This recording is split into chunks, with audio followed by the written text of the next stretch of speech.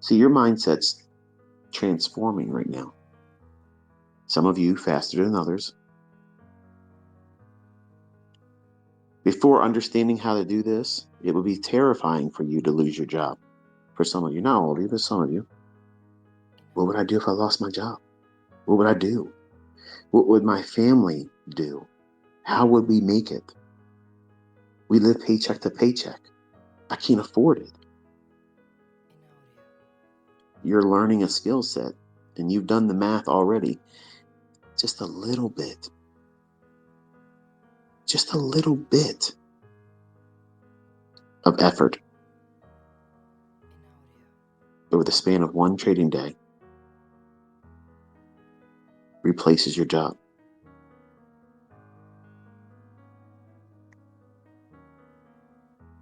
The reason why it doesn't feel like that's possible for you is because you've magnified all of your problems. You've elevated every obstacle that you may or may not actually have, because what if thinking, what if this happens? But what if that happens? What if I fail? What if I don't really learn how to make money before November and ICT stops and I don't know how to do it? You'll have everything at your fingertips.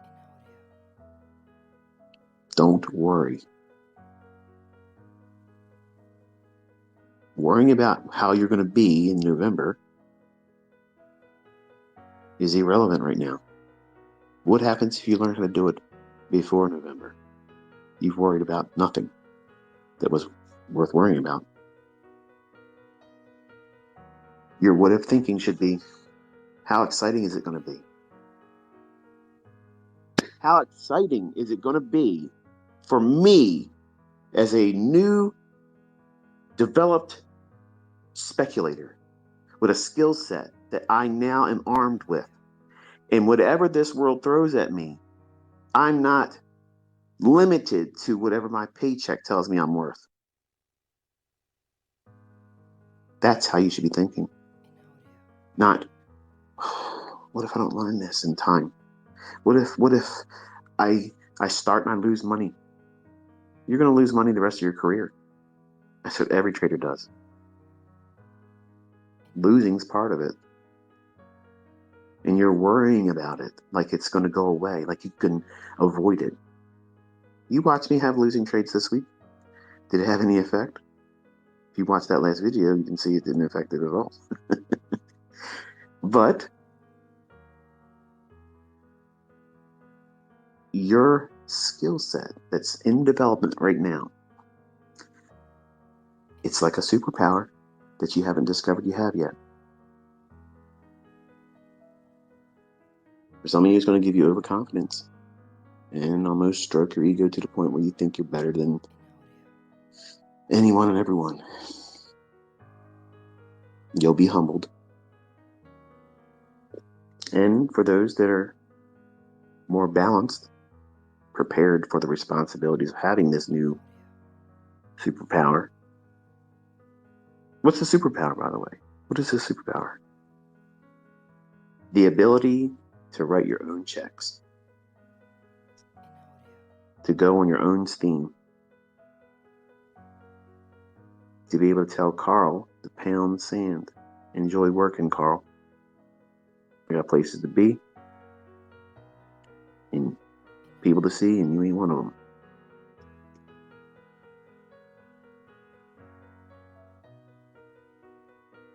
So you're going to have a whole lot of things to be thankful for next year.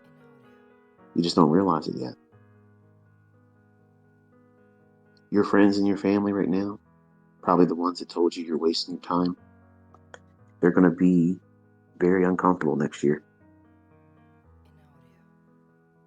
And they may remember that you were doing this, and they may notice that you aren't really living in lack. And they may want to do what you're doing. And you'll probably be in a better position mentally to sit down and help them because you're prepared. Whereas if you were trying to learn how to do it when everything around us is falling apart, when the stress is extremely high, it's very difficult to learn anything in that. So you're all becoming these potential support structures to your friends and family. Once you understand what it is that you're supposed to do, you're a resource. Now, you can choose to live your life not wanting to help anybody else, and it's your prerogative. You can do that.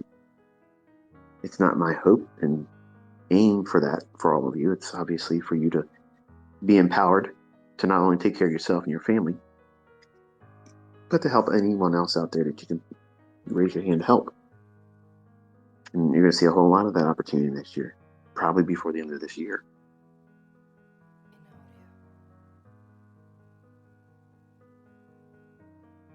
Seeing what you've witnessed with just the new concept of a new week opening gap and seeing how that draws price to it, much like a black hole. These fluctuations in price, they're not random, folks. They go to levels that make perfect sense. If you understand what that level is about, it's the purpose of it. Why should it go there?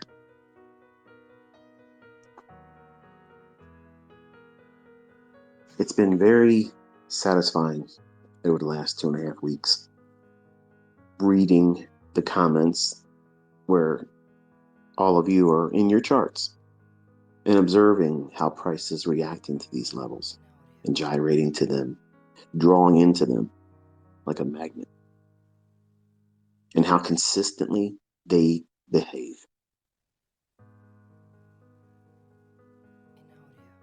It's been in your charts all this time.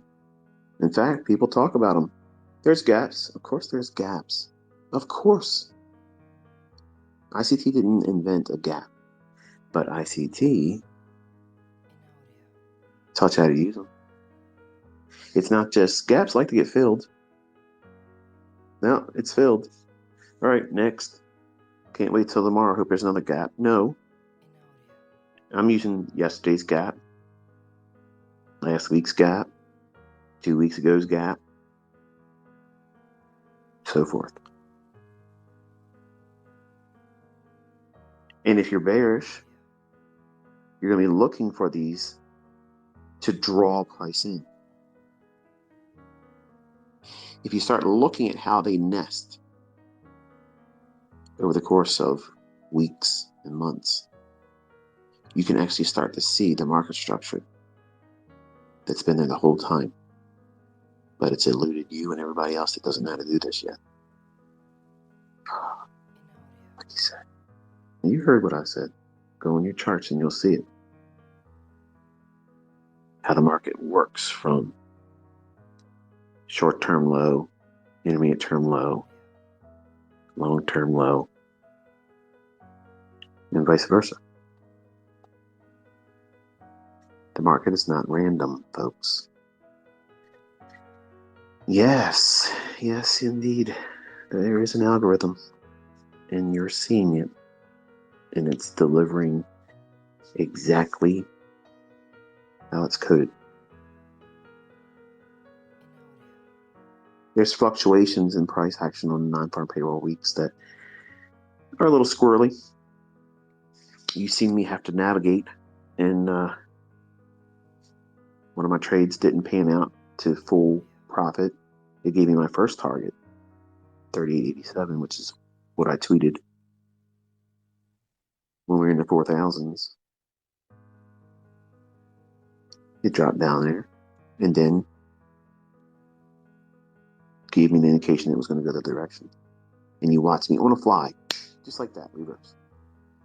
I remember the first time one of my older students in mentorship, they watched me reverse right on the dime, just boom, spit, there it is, going other direction. And they were like, that was crazy to see that. And you watched it today. That comes with experience, that comes with understanding what you're looking for. But also know this, if it wasn't non-farm payroll, my target would have been hit today. That little box that said lunchtime stop rate, it would have ran right up here. That's why I don't like trading Thursday and Friday of non-farm payroll, because There's too much intervention. There's too much hand in the cookie jar, moving things around. I know what the algorithm is going to do, but I don't know when the human is going to go in there and disrupt it. So you have to be extremely nimble to navigate it if you're going to play it at all, because that is what typically takes place. It's not a erratic amount of buying and selling pressure. It's not what it is at all. The start of the morning, you saw the fair value gap outline, went right up to it, and that was the high of the day.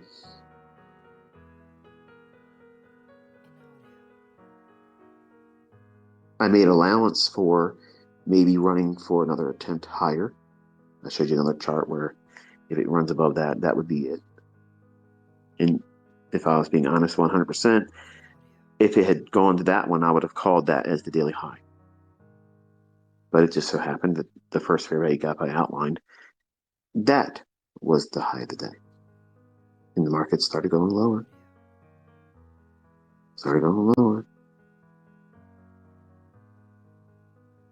I saw a comment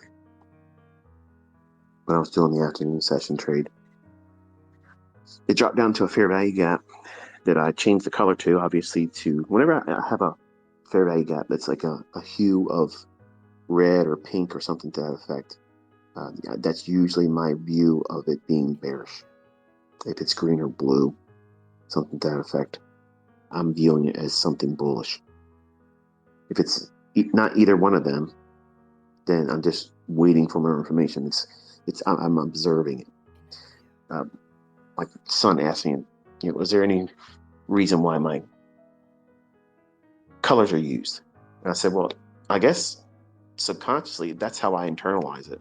But I never really actively said anything about it. I think maybe some of you that were more aware and looking at things more critically probably observed that. But I saw the tweet sent to me after I shared the afternoon trades, where I sold short as it was inside of a fair value gap. That price was above, it traded down into it, and I went short right there. Because you're in an area of inefficiency. My expectation was price is going to go lower. So if price is going to go lower, you can trade short in the fair value gap anywhere. As soon as it enters it, it's okay. It's the equivalent of selling short on a sell stop. That's how I internalize it. But I'm trading within a range of that fair value gap. I'm trying to get preferably consequent encroachment, the midpoint of it, because that's like the perfect little area where I don't need to be at the high end of it to be short, and it's not the lowest of the range that makes that fair value gap. So I'm trying to get in there. Anything better than the low of the fair value gap when I'm bearish. And you saw how that performed. It moved outside the fair value gap, went down below, it came back up, and then I added more as it bumped the bottom of the fair value gap. See, that's what real support and resistance should perform like in price. The problem is you aren't ever going to know which line to draw that's correct, because it's always going to go through it, not respect it. And that's why, look, if it was just as simple as support and resistance, those books would be constantly on the best sellers list. They're not, because it's subjective. Whereas if you understand the first 30 minutes of trading, 9:30 to 10 o'clock, I've been intrigued to notice that not one of you has yet noticed this, but it should go in your journal right now. In the first 30 minutes, the fair value gap that I mention every time, that's the one that's critical throughout the rest of the day. Have you noticed that? Oh no, I got to go through that now. I got to go through all my charts and go back and look at those tweets. Yep, it's there.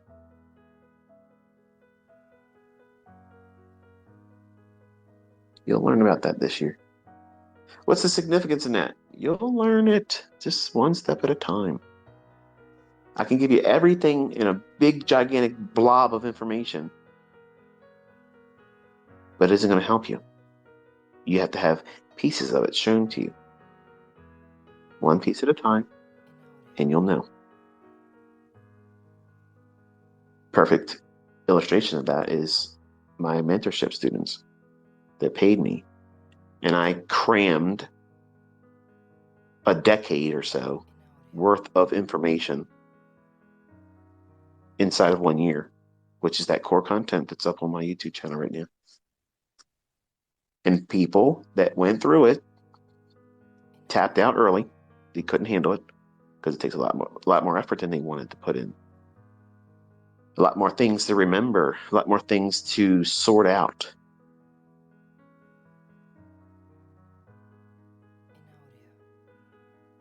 But those things are going to take you time to learn. And which ones are you going to use for you? That's what this whole year is about.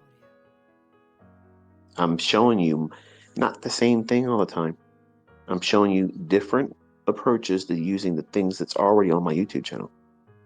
Allowing you as the viewer, the trader in the making, to decide, wow, yeah, that makes perfect sense to me. I'm going to use that. Predominantly, and I'm aware of this, and most of everyone else is, too, when it comes to me teaching something new, it's like, that's it. That's the thing. That's the thing I was needing all this time. And for some of you, that might be true. That might be true for some of you. But there are students of mine that I see and I recognize them all the time. No matter what it is I teach, if it's something new, they will invariably say, this is it. This is the panacea. This is the be-all, end-all. This is the silver bullet. And it's just their excitement about learning something new. See, they are perpetual students like my daughter. My daughter wants to be a college student the rest of her life. I don't understand it. But you shouldn't have that mindset. Especially as a student of mine. Yes, I guess it is fascinating because I think it's my life's work and it is great. But your job is not to just love everything because ICT talked about it. And I'm thankful that some of you just feel that way. But let's face it, not everybody's going to trade a breaker. Not everybody's going to trade an institutional order flow entry drill. It just isn't going to resonate with them. It doesn't mean it sucks.